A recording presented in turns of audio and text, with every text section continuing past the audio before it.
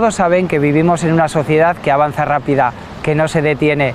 Parece claro que el cambio climático va a cambiar las maneras de consumir y los ciudadanos demandan cada vez más alimentos sostenibles, en sintonía con el planeta. Pero la agricultura es consciente de estos cambios, ¿se está reciclando en esta dirección? Para responder estas preguntas, vamos a visitar un centro que cumple 75 años de andadura. La Estación Experimental Aula Dei CSIC de Montañana es una referencia en investigaciones agronómicas para todo el sector primario. Aquí estudian la ciencia, aquí planean el futuro. Orientamos nuestro esfuerzo a conseguir desarrollos, resiliencias, adaptaciones a las nuevas condiciones climáticas y a la nueva adaptabilidad de las plantas a las condiciones que estamos sufriendo, que estamos viviendo y que se van a acrecentar en los próximos años. Efectivamente, la celebración del 75 aniversario de la Estación Experimental Aula Dei CSIC es una excusa para conocerla por dentro, para redactar su historia, pero sobre todo para analizar los proyectos de investigación que en estos momentos lidera, desde la adaptación de la agricultura al cambio climático hasta la mejora genética, por ejemplo, de la cebolla de Fuentes.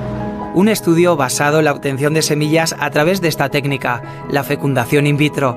En cada bandeja se colocan minuciosamente 30 flores de cebolla para reproducir embriones de la planta, algo que solo se logrará en estas cámaras de ambiente controlado. Lo que conseguimos es ahorrar entre unos 4 y unos 6 años con respecto a los métodos de mejora tradicionales. De ahí el gran interés que tienen estas técnicas tanto para organismos de investigación pública como para las empresas privadas. Como pueden observar, la sociedad avanza a nuevas velocidades. Vivimos tiempos de cambios y los cambios han llegado para quedarse. El 75 aniversario de la Estación Experimental Aula Dei CSIC es una excelente excusa para adelantarnos a ese futuro, para interpretar la nueva agricultura, aquella que combinará la productividad con la conservación del planeta. Bienvenidos a Tempero.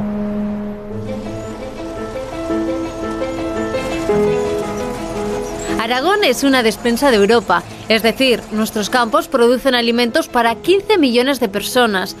Un gran potencial económico que, sin embargo, provoca un aumento de los gases de efecto invernadero, los responsables del calentamiento global.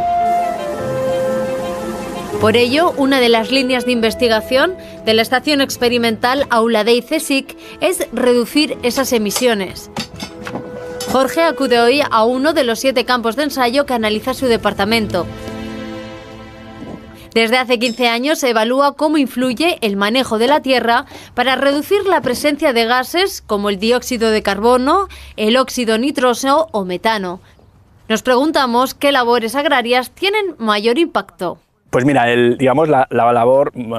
trabajo más importante o la operación más importante que tiene mayor impacto es la fertilización y en especial la fertilización nitrogenada, la aplicación de nitrógeno en el suelo, ya sea ureas, nitratamónicos o incluso fertilizantes orgánicos como purino, estiércol. Y por último, ensayar estrategias alternativas de manejo para mitigar, es decir, para disminuir esas emisiones de óxido nitroso. Exactamente en este campo de ensayo en el que nos encontramos ahora, ¿qué es lo que intentáis cuantificar? El objetivo es evaluar si mediante el establecimiento de dobles cosechas, especialmente la doble cosecha que viene de guisante, el maíz después de guisante, es capaz de mantener los rendimientos disminuyendo las emisiones de óxido de nitroso en comparación pues, con los monocultivos de maíz. Estamos también evaluando para cada una de ellas la interacción que tienen la fertilización nitrogenada de tal manera que hay diferentes tratamientos, diferentes niveles de diferentes dosis de fertilizante nitrogenado. Y para analizar el efecto de la fertilización en el campo debe coger el gas del suelo. Le acompañamos a una de las estaciones fijas que tienen en esta parcela de ensayo. Se trata de un anillo anclado de forma superficial en la tierra. El primer paso es colocar una cámara o tapa para acumular el gas en su interior y evitar que se escape. Lo que vamos a hacer es justamente, una vez hemos insertado la cámara en el aro, en el anillo, vamos a coger rápidamente una muestra de gas. En este caso cogemos 20 mililitros, porque tenemos unos viales, en este caso de 12 mililitros. En función del experimento el volumen puede variar de estos viales y son viales completamente estancos y al vacío. y son los que irán al laboratorio para cuantificar la concentración de cada uno de los gases objetivos, en este caso dióxido de carbono, metano y óxido nitroso, que hay en el interior de cada uno de los viales. ¿Y cuántas mediciones como estas tenéis que hacer, Jorge? Para este experimento lo que hacemos es dejar la cámara durante 40 minutos, tal y como está, es decir, a entendernos clavada en el suelo. A lo largo de estos 40 minutos cogemos 3 muestras. O sea, el objetivo de hacer estas 3 mediciones es ver cómo va aumentando la concentración de gas durante este tiempo. Cómo varía el gas, sí. Cómo varía el gas, ya que alguno de los gases puede incluso disminuir. Mediciones que Jorge hace con la ayuda de Samuel. Entre los dos deben coger muestras de los 3 sistemas de cultivo que están investigando. Terminado el trabajo de campo, es Samuel el encargado de recoger todos los viales para llevarlos al laboratorio. Le acompañamos y nos cuenta que es importante analizarlos de forma inmediata para evitar fugas en los recipientes. Por ello, una vez en el departamento, colocan los viales en el cromatógrafo. Se trata de un sistema que al someter a altas temperaturas los gases se separan y en tan solo 3 minutos los resultados aparecen en la pantalla del ordenador. Lo que vemos es que en el maíz, cuando aplicamos fertilizante, se ve un aumento de las emisiones de óxido nitroso, y lo que vimos es que en el guisante no ha habido tan apenas emisiones, ya que es una leguminosa y no requiere de una aplicación de un fertilizante nitrogenado, pero cuando entramos en el ciclo de siembra de ese maíz de segunda cosecha, al haber unas necesidades de fertilización nitrogenada para ese cultivo, sí que volvimos a ver un aumento de las emisiones de óxido nitroso asociado a la fertilización. Estamos dentro de la agricultura, es cierto que tenemos que tratar de buscar una agricultura más sostenible, pero no hay que olvidarse que el fin último de la agricultura es la producción. Nos queda claro que el objetivo de estos estudios es reducir la emisión de gases a la atmósfera sin perjudicar la actividad agraria. Dejamos a Samuel analizando los últimos datos para conocer otras investigaciones unidas al cambio climático. Es el caso de la mejora genética de variedades de cebada que dirige Ana Casas. Sí. Hola, ¿qué tal? Hola, ¿qué tal? Ana, ¿qué te pillamos mirando? Aquí estamos viendo los resultados de son distintos genes de floración, que los estoy mirando en un grupo de plantas para ver cómo son. ¿Y por qué trabajáis con la floración? Pues porque nos interesa muchísimo, sobre todo ahora de cara al cambio climático, poder seleccionar materiales que realmente lleven a cabo su ciclo en el momento oportuno. ¿Y todos estos trabajos de mejora genética, desde cuándo lleváis trabajando con ellos? Sí, aquí en el departamento pues hace casi 25 años que se está trabajando. 25 años de estudio en los que han logrado obtener 3 variedades nuevas de cebada. Nos preguntamos si en un futuro próximo las semillas actuales van a ser viables. Se han seleccionado en un ambiente bastante bueno, pero si las condiciones cambian, las plantas van a sufrir. Es muy posible que haya... Nosotros la cebada se cultiva en secano y dependes completamente de la lluvia, entonces si las lluvias van a ser más erráticas y si hay una subida de temperaturas, pues no va a servir el material que hay. Estamos hablando de cambio climático, de aumento de las temperaturas. Tal vez variedades que se cultivan aquí se pueden llegar a cultivar y a trabajar en otras partes de Europa. Bueno, nosotros pensamos que sí, fue una sorpresa en un proyecto que terminó el año pasado. Estuvimos haciendo ensayos con materiales desde Marruecos hasta Finlandia. Realmente es 5 países a lo largo de toda Europa. Y la sorpresa fue que materiales españoles en Finlandia no iban nada mal. Y los propios finlandeses estaban sorprendidos. El cambio climático es una realidad que desde hace años investiga la Estación Experimental Aula de CSIC. En sus laboratorios y también en sus campos de ensayo se prueban nuevos sistemas agrarios que ayuden a reducir el calentamiento global. Estudios necesarios para conservar la rentabilidad del campo aragonés. Sin duda el cambio climático es una realidad con la que la agricultura en su conjunto debe de aprender a convivir. Y un lugar especialmente sensible es la comarca de Monegros. Allí el Departamento de Suelo y Agua de la Estación Experimental Aula de CSIC está investigando los ecosistemas de sus lagunas saladas, porque son únicas en el continente, porque están integradas en los actuales y futuros regadíos. Las saladas de Monegros se camuflan con la tierra y con el cielo en realidad. Son difíciles de apreciar, pero existen. En total hay catalogadas 149 lagunas en los términos de Bujaraloz, Sástago y Peñalba y suman 1.900 hectáreas de humedales. En Europa no hay una concentración similar, no hay nada parecido. En este sitio tan insólito y tan desértico trabaja Carmen, científica titular de la Estación Experimental Aula de ICESIC. Con una barrena recoge una muestra de estos suelos que apenas contienen oxígeno, pero que protegen una vida extrema. Cobijan microbios que son capaces de sobrevivir en las condiciones de humedad y salinidad que aquí aparecen. Carmen, buenos días. Buenos días. ¿Qué secretos esconden estos suelos de los Monegros? ¿Qué información estáis buscando aquí? Una información súper interesante.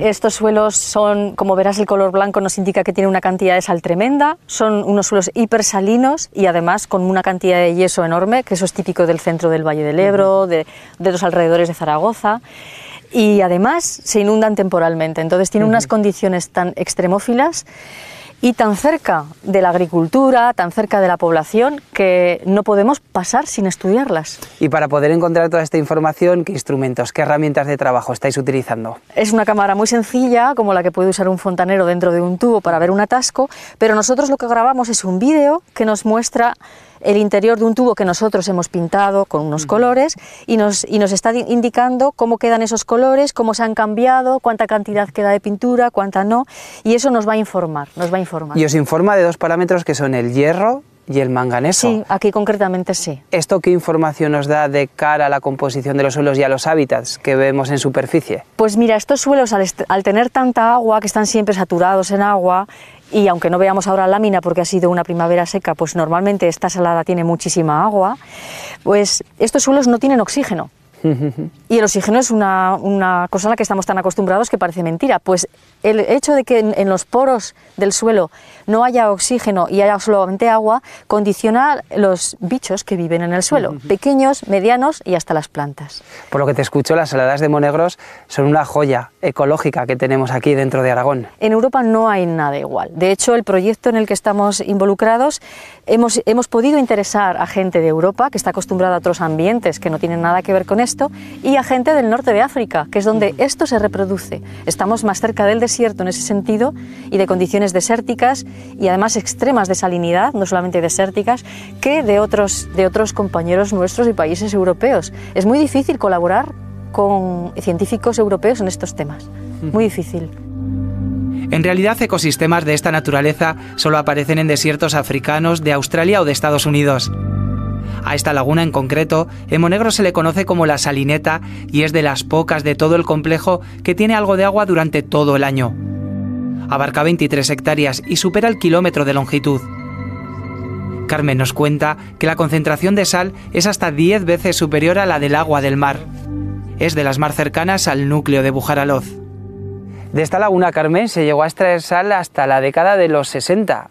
Aquí tenemos la caseta, vivo ejemplo de aquella industria que hubo. El último testigo, las últimas piedras que quedan en pie de donde se guardaba la sal. Efectivamente, he conocido a alguno del pueblo de mi generación que su padre le traía aquí a coger la sal para consumo de casa, para guardar alimentos, no para mucho más. ¿Y estos vecinos de Bujaraloz, por qué podían extraer tanta cantidad de sal? ¿Qué razones podéis ofrecer actualmente los científicos? Es el material geológico que tenemos, son unos materiales que ya llevan sales en sí, porque es cuando se depositaron, también fueron el fondo de un enorme lago en el centro del Valle del Ebro. Entonces los materiales llevan sal, el agua subterránea lleva mucho sal, entonces aunque llueve se disuelve, se vuelve a mezclar y es un agua muy salina, hipersalina. En cualquier caso, la Salineta es de las pocas lagunas de todo el complejo Bujaraloz-Sástago que durante prácticamente todo el año mantienen una lámina de agua. Sí, porque está muy cerca de Bujaraloz, está conectada al agua subterránea en varios niveles, entonces eso le da muchísima más cantidad de agua. Entonces, porque tenemos una sequía últimamente más fuerte, pero si no,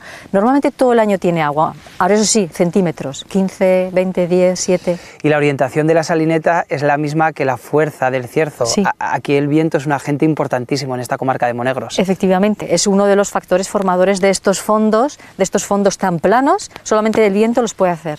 Entonces el Cierzo, que no es que funcione ahora, ha funcionado durante millones de años. Durante millones de años, miles y millones de años, ha formado estos fondos y sigue formándolos porque evacúa todo el material que se deposita.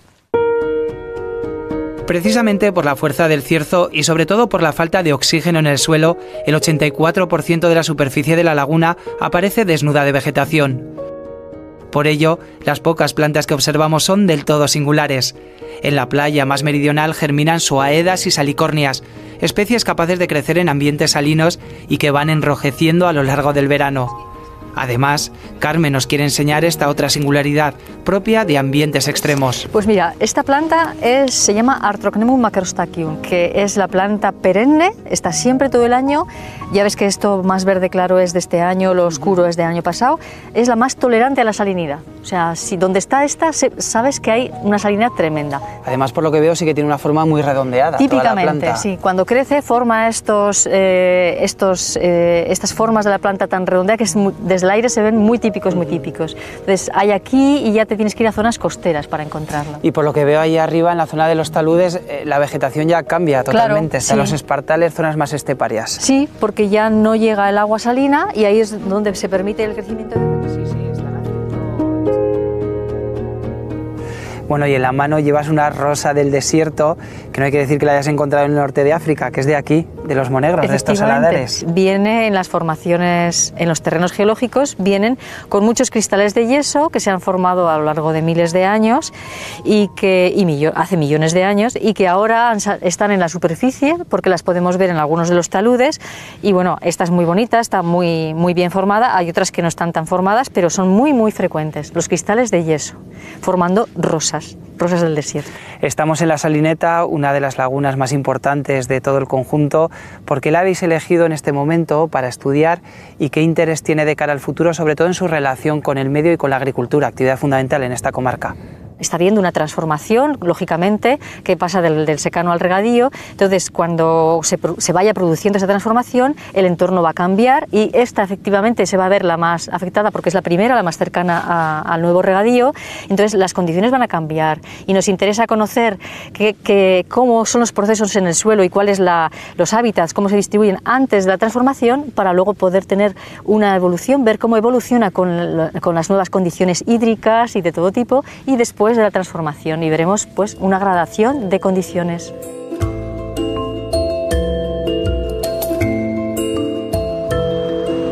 Conocer el comportamiento de los suelos en ambientes salinos es importante para la agricultura, porque en muchas zonas del Valle del Ebro estas condiciones limitan la producción. Por esta razón, Carmen quiere observar una de las muestras recogidas en el laboratorio del Departamento de Suelo y Agua, una de las 4 áreas de investigación en las que se divide la estación experimental Aula de ICESIC. Aquí se trabaja la relación del sector primario con el medio natural para avanzar precisamente hacia modelos de convivencia más sostenibles. Carmen, hola de nuevo. Hola. Por lo que veo, ya estás analizando la muestra que has recogido en la laguna de la Salineta a primera vista. ¿Qué estás observando aquí en el microscopio? Estamos viendo la estructura del suelo a una escala muy, muy detallada, porque nos interesa ver pues, cómo se organiza a escala detallada pues, los diferentes componentes del suelo y qué composición tiene, determinar un poco qué minerales vemos y si hay restos de fauna, restos de semillas de plantas y cómo se organiza todo en conjunto, la estructura. En este caso, por ejemplo, tenemos aquí unos cristales que son cristales lenticulares de yeso. Unos cristales de yeso que aquí en el ordenador los estás viendo porque se reflejan de color blanco. ¿Sí? ¿Es así como los puedes identificar? Sí, ya ves que el tamaño es microscópico aquí y sin embargo pues son muy parecidos a los que habíamos visto en campo. Porque se reproduce, es lo mismo, en pequeño o en grande. Te voy a enseñar, por ejemplo, lo que sería un tamaño intermedio. No es microscópico, pero tiene un tamaño de 1 centímetro o 2. Que eso sería el germen de la rosa del desierto. Efectivamente. Cuando va creciendo, se va poniendo en forma de macla, que se dice, van creciendo en ángulos entrelazados y se forma al final una rosa, bueno, de diferentes tamaños. Bueno, y más allá del descubrimiento de estas joyas medioambientales ecológicas, vuestros estudios sí que son importantes para compatibilizar la agricultura con el medio ambiente. Esto es fundamental, entiendo, de cara al futuro y en comarcas como la zona de Monegros. Bueno, la agricultura no solamente es producción, la agricultura también debe ver la parte de vista de la sostenibilidad. Entonces, el uso agrícola y la protección de lugares singulares como los que hemos visitado hoy pues es muy importante. Entonces, hay que llegar a un balance, un equilibrio y considerar que existe todo y que todo puede convenir para una sociedad. De hecho, nos conviene. La compatibilidad de la agricultura con los hábitats naturales es sin duda uno de los objetivos de la estación experimental. En estos 75 años de existencia de Aula de ICESIC, las líneas de investigación de sus científicos han ido evolucionando porque la sociedad avanza hacia nuevas metas. Está claro que hay que producir, pero está claro también que todo hay que abordarlo de forma sostenible. La verdad es que en sus 75 años de existencia, la estación experimental Aula de ICESIC se ha distinguido por dar soluciones a la agricultura desde la ciencia, unas certezas que en estos momentos está rastreando la denominación de origen melocotón de Calanda para solucionar la clorosis férrica, es decir, la falta de hierro en sus árboles frutales, una carencia que solo la investigación podrá mitigar.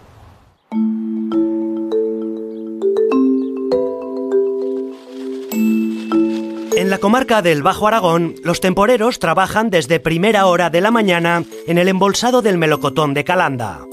Una tarea manual que tiene como objetivo proteger al fruto de posibles roces y agentes externos. A pocos metros de aquí, en la cooperativa San Miguel de Puigmoreno, tenemos una cita con su técnico de campo. Queremos charlar con él sobre una complicación agronómica que desde hace años sufren los melocotoneros de la zona y le preguntamos para empezar cómo va la campaña.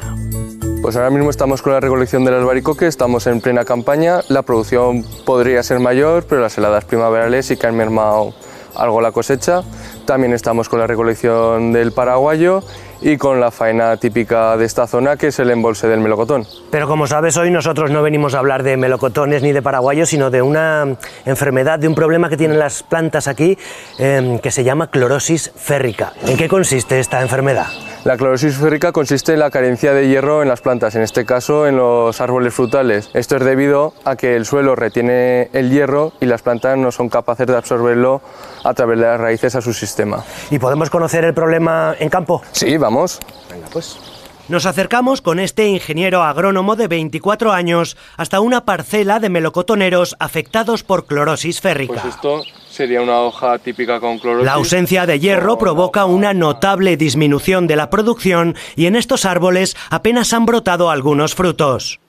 Le preguntamos a Rubén cómo se evidencia en la planta ese déficit de hierro. Pues fíjate, por ejemplo, esta rama, cojo una hoja, tiene unos tonos amarillentos con la nervatura central y las laterales de un color más verdoso. En cambio, si cogemos esta hoja, presenta un color natural de hoja de melocotonero.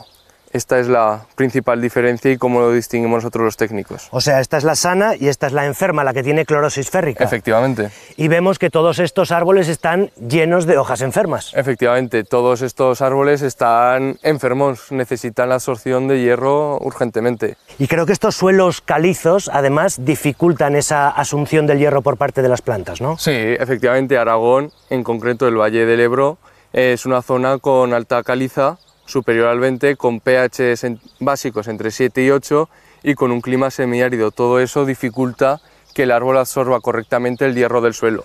¿Y cómo compensáis en campo esa ausencia de hierro? Pues ya lo compensamos con el inicio de la plantación buscando patrones que sean más tolerables o que resistan o que sean capaces de absorber más hierro del suelo, y si todavía la planta no absorbe el hierro suficiente, empleamos quelatos de hierro, los cuales son moléculas que son capaces de absorber el hierro inmovilizado en el suelo y ofrecerse a la planta de una forma asimilable por ella. Quelatos de hierro que son fertilizantes y que creo que son bastante caros, ¿no? Sí, son bastante caros, pero es que no nos falta hierro en el suelo, lo que pasa es que está bloqueado por el suelo y la planta no es capaz de absorberlo. Entonces, si empleáramos otros abonos ricos en hierro, se quedarían inmovilizados en el suelo igual que están, los que ya están. De todas formas, creo que hay un grupo de investigación que está trabajando en solucionar este problema, ¿no? Sí, en Zaragoza está el CSIC, con los que mantenemos bastante contacto para ver cómo va evolucionando. Nos trasladamos hasta las instalaciones de Aula de ICESIC para conocer los avances de la investigación y conversamos con una de sus responsables. Ana, hemos visto el problema de la clorosis férrica en campo, pero creo que es un problema que no solo afecta a los frutales, ¿no? Efectivamente, la clorosis férrica es un problema agronómico grave que está muy extendido en el mundo y también afecta a otros cultivos, como soja en Estados Unidos, arroz en los países asiáticos y cacahuete en la India. ¿Y por qué es importante el hierro para las plantas? El hierro es parte de cientos de proteínas y enzimas indispensables para la vida, teniendo un papel en procesos biológicos fundamentales como la fotosíntesis, la respiración y la replicación del ADN. Adrián tiene que elegir en las cámaras de cultivo uno de los ejemplares afectados por clorosis férrica. Son plantas de laboratorio creadas para la investigación y para la obtención de resultados. Una vez seleccionada, este joven investigador debe preparar una muestra con pequeñísimos trozos de raíz que debe ser cortada de forma minuciosa. Después de guardar debidamente la muestra para su examen, en una sala contigua y en ausencia de luz para no alterar propiedades, Francisco analiza los componentes de la solución nutritiva en la que se ha desarrollado la planta. Soluciones, Ana. ¿En qué soluciones estáis trabajando aquí vuestro grupo de investigación? Nuestra investigación tiene como objetivo entender por qué en un mismo suelo la clorosis férrica afecta a plantas como el melocotonero, mientras que otras, como la remolacha azucarera, están bien adaptadas y no desarrollan esta carencia. Nosotros hemos demostrado que las raíces de las plantas bien adaptadas secretan sustancias que favorecen la absorción de hierro. Entonces, las soluciones en las que estamos trabajando pretenden utilizar mecanismos naturales que ya desarrollan algunas plantas para diseñar métodos de fertilización más sostenibles, en vez de aplicar productos artificiales, químicos de síntesis, que son los que se usan habitualmente. Una vez preparadas las muestras, tanto de la raíz de la planta como de la solución nutritiva, se lleva a cabo la espectrometría de masas de alta resolución. Tecnología de última generación para la obtención de unos resultados dirigidos a la solución de un problema histórico del campo. ¿Qué tal, Jesús? Encantado de recibiros. Sin abandonar el edificio, hemos quedado ahora con el director de la estación experimental. En una exposición de material científico antiguo que forma parte de la celebración de los 75 años que cumple la institución, conversamos con Jesús Val sobre el pasado, el futuro y las líneas de investigación actuales. Tenemos muchas líneas de investigación abiertas, no podemos enumerar todas y necesariamente quiero hacer un resumen, además un resumen con una visibilidad yo creo que interesante, ¿no? para el sector al que va dirigido el programa y para la sociedad en general. Por mencionar algún tema de plena actualidad, el uso de plásticos biodegradables en la agricultura. El problema de los plásticos, no tengo que abundar mucho en el tema, está todo al orden del día. El uso de la tecnología CRISPR, el uso en plantas agrícolas. Somos expertos en otra línea, en Big Data, Agricultura y Clima 4.0. Abordamos desde aquí el problema del mejillón cebra, que ha venido para quedarse. Pues también se aborda desde aquí. Son muchos temas, es imposible resumir, pero bueno, esto quizás sea un panorama apresurado de lo que algunas de las cosas que estamos haciendo. Y creo que uno de los grandes hitos de esta institución ocurre en 1956. Cuéntame en qué consiste. Bueno, pues en 1956 es el fruto de 9 años previos. En esta casa se descubre el número exacto de cromosomas de la especie humana. Un investigador de origen chino hace precisamente este descubrimiento, lo publica en 1956, precursor de la detección de trisomías, de alteraciones genéticas. Todo eso es gracias a Zhou Jinqiu, que trabajó aquí durante 9 años y que en Zaragoza precisamente tiene una calle. El futuro de la institución supongo que pasa por solventar el impacto del cambio climático sobre la agricultura, ¿no? Sobre la agricultura y sobre el medio ambiente. En todas nuestras líneas de investigación, tanto de básica como aplicada, no solo tenemos en cuenta y orientamos nuestro esfuerzo a conseguir desarrollos, resiliencias, adaptaciones a las nuevas condiciones climáticas y a la nueva adaptabilidad de las plantas a las condiciones que estamos sufriendo, que estamos viviendo y que se van a acrecentar en los próximos años. Supongo que cuando detectáis que todavía hay gente escéptica con el cambio climático, por ejemplo el presidente Trump, por ejemplo, os lleváis las manos a la cabeza, ¿no?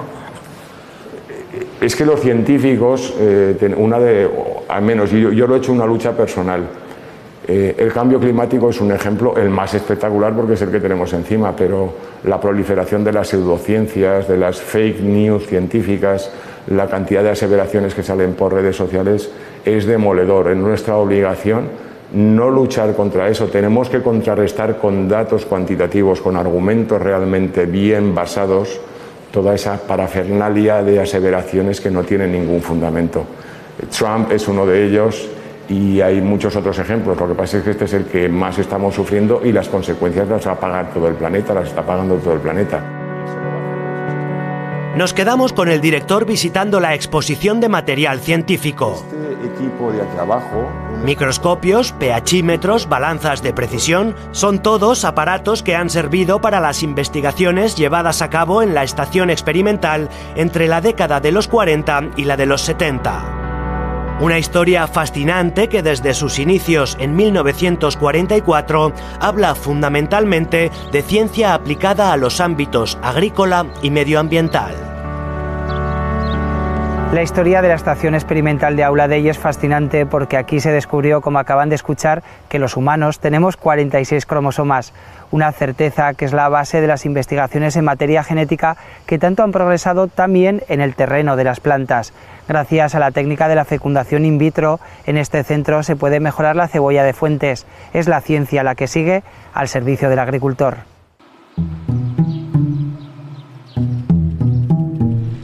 La mejora selectiva de semillas se lleva haciendo miles de años desde que los primeros agricultores guardaban las más productivas y sanas. La investigación ha permitido esa mejora selectiva a través de la aplicación de técnicas de cultivo in vitro. Dichas técnicas se han constituido como una herramienta efectiva en la aceleración de los programas de mejora en cereales, hortalizas y frutales. María Pilar, ¿qué es exactamente el cultivo in vitro?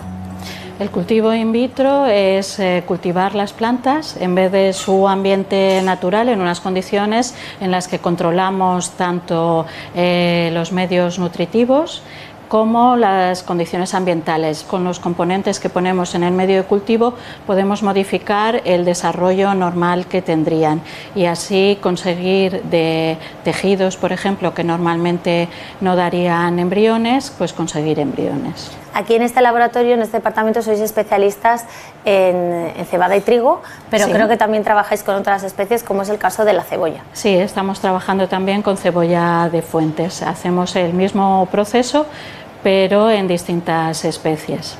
Y Oreto creo que además está con uno de los primeros pasos, sí, que se llama inflorescencia. Sí, estamos trabajando con la inflorescencia de cebolla, de la cebolla de Fuentes, que tiene distintas flores. La que nos interesa a nosotros son las flores que están cerradas, que todavía no están desarrolladas, y las extraemos para después ponerlas en condiciones de cultivo in vitro. Una vez que tenemos toda la cantidad de flores cerradas que necesitamos, nos dirigimos con la placa hacia la cabina de flujo laminar, donde se trabaja en condiciones de esterilidad. Allí María Pilar coloca las flores en el medio de cultivo, siempre de la misma manera para facilitar su identificación. ¿Y qué nutrientes tiene este medio de cultivo? Tiene todos los nutrientes que necesita la flor para desarrollarse, tiene las hormonas que son las que van a hacer que siga un patrón de desarrollo u otro, y tiene también un agente gelificante que permite que el medio sea sólido y podamos manejar mejor los tejidos. Y si hablamos de eficacia, ¿cuántos embriones llegáis a obtener? La eficiencia para obtener embriones en cebolla es muy baja. Tenemos que poner, y depende también de la variedad. En el caso de la cebolla de Fuentes es especialmente baja y estamos hablando de unas 5.000, 6.000 flores que tenemos que poner en cultivo para obtener unos 12 embriones. Pero aún así, a pesar de la baja rentabilidad, es muy importante esta investigación. Sí, el material que obtenemos es muy valioso para los mejoradores. Para unas técnicas u otras que utilizan los mejoradores son muy importantes. Acompañamos ahora a Ana, científica del equipo de María Pilar, hasta los sótanos de este edificio. Aquí se encuentran las cámaras donde se guardan las placas con las muestras. En este caso, las condiciones óptimas son de 25 grados de temperatura, con una humedad relativa de entre el 50 y el 65% y con 16 horas de luz diarias. Veo que aquí no solamente tenéis cebolla, también hablábamos antes de los cereales. ¿Qué es lo que tenéis aquí exactamente? Pues estos son embriones de cereales que se han desarrollado a partir del cultivo de anteras. Las anteras son los que contienen los granos de polen jóvenes. Entonces, lo que hacemos es poner los granos de polen en el medio de cultivo, se forman los embriones y una vez formados los embriones los pasamos a este medio de regeneración, que es el que favorece el desarrollo de las plántulas. O sea que tenemos diferentes técnicas de cultivo in vitro dependiendo de las especies. Efectivamente, en cebolla lo que hacemos es cultivo de ovarios y en el caso de cereales funciona muy bien lo que es el cultivo de anteras. ¿Durante estos 3 meses hacéis algún tipo de cambio de manipulación? Sí, al cabo del mes de cultivo lo que tenemos que hacer es cambiarlas a otro medio que lleva una composición de hormonas diferente, que va a ser la que haga que se forme el embrión. Ana, a la hora de aplicar estas técnicas de cultivo in vitro, ¿cuánto tiempo se puede ahorrar a la hora de obtener una nueva variedad? Bueno, pues cuando hacemos cultivo de ovarios o cultivo de granos de polen inmaduros, lo que conseguimos es ahorrar entre unos 4 y unos 6 años con respecto a los métodos de mejora tradicionales. De ahí el gran interés que tienen estas técnicas tanto para organismos de investigación pública como para las empresas privadas. Una de las principales aplicaciones comerciales del cultivo in vitro es la micropropagación, ya que permite la producción masiva de plantas de calidad uniforme. Es el caso del pistacho, un cultivo emergente en España que ya cuenta con 400 hectáreas en Aragón, pero cuya producción de planta, como nos cuenta Juan Marín, es insuficiente, llegando a existir lista de espera de hasta 2 años. Pero además, la micropropagación ofrece la posibilidad de propagar los individuos mejores, los selectos. Y eso es lo que hacemos aquí. Tenemos unos clones que han sido seleccionados por su vigor entre una colección. Y eso es lo que luego posibilitará que todas las plantas tengan la misma calidad. Y en todo este proceso de la micropropagación hay diferentes fases, que son las que tenemos aquí. Así es. Mira, en esta primera fase tenemos el establecimiento del cultivo. Hemos partido de un trozo de rama cogido del campo y después de haberlo desinfectado, lo ponemos en un medio de cultivo adecuado y al cabo de unas semanas obtenemos crecimientos. Y esos crecimientos luego hay que multiplicarlos. En un medio de cultivo adecuado, de donde teníamos un único brote, tenemos ya decenas. Luego vendría el enraizamiento. Estos brotes que hemos obtenido son los que luego les hacemos que aparezcan raíces y por último los aclimatamos. Pero sin duda el papel más importante de la micropropagación es el de propagar patrones o portainjertos, es decir, constituir las raíces del árbol, que son las que le van a proporcionar nutrientes y lo van a hacer resistente tanto a plagas como a hongos. Y aquí tenemos el patrón portainjerto más importante actualmente, que es americano, es el UCB1, es un híbrido que tiene muchas características, un gran vigor y resistencia a enfermedades de suelo. Bueno, pues lo propagamos in vitro y así posibilitamos que haya patrones selectos en gran cantidad, que puedan ser injertados. Juan nos acompaña hasta la parcela experimental que tienen en el recinto a conocer a Elena García, la técnica que se encarga de controlar el comportamiento en campo de las plantas. Básicamente lo que tenemos en el laboratorio, en cultivo in vitro, luego lo traemos aquí para ver su comportamiento en campo y así ya poder dar una garantía a los viveristas de cómo se comporta en determinados terrenos, determinados suelos, en determinadas condiciones climáticas, los portainjertos que nosotros propagamos o que se producen en todo el mundo. Tenemos varias especies. ¿Qué variedades de pistacheros tenemos aquí? Bueno, variedades de pistacho, de la variedad que consumimos, tenemos 6 variedades femeninas, cultivares femeninos, y 2 cultivares masculinos, porque el pistacho necesita un árbol femenino, que es lo que nos va a dar el fruto, y árboles masculinos, que es lo que van a polinizar la flor femenina para obtener el fruto. Pero nuestro reto ahora es obtener individuos homogéneos a partir de Pistacia terebinto, que se adapta muy bien a la península ibérica, y además en veranos como este, tan calurosos y con falta de agua en muchas zonas, es el portainjerto que mejor se adapta a la península, el Pistacia terebinto. Gracias a la investigación, el cultivo in vitro y la micropropagación se presentan como técnicas indispensables para una agricultura de calidad, capaz de hacer frente a necesidades futuras como plagas, aumento de población o estrés ambiental. Unas realidades que están en el horizonte de la Estación Experimental Aula de ICESIC, centro de referencia de la agricultura del futuro. La verdad es que este edificio se levantó hace 75 años para que la ciencia penetrara en la agricultura y por lo que hemos podido observar en el programa parece que lo ha conseguido. La Estación Experimental Aula de ICESIC es un centro con un enorme potencial que por estar al servicio del sector primario también lo está el de toda la sociedad. Un bien público que hay que cuidar porque los retos medioambientales, productivos y sanitarios son infinitos. Feliz semana desde Tempero.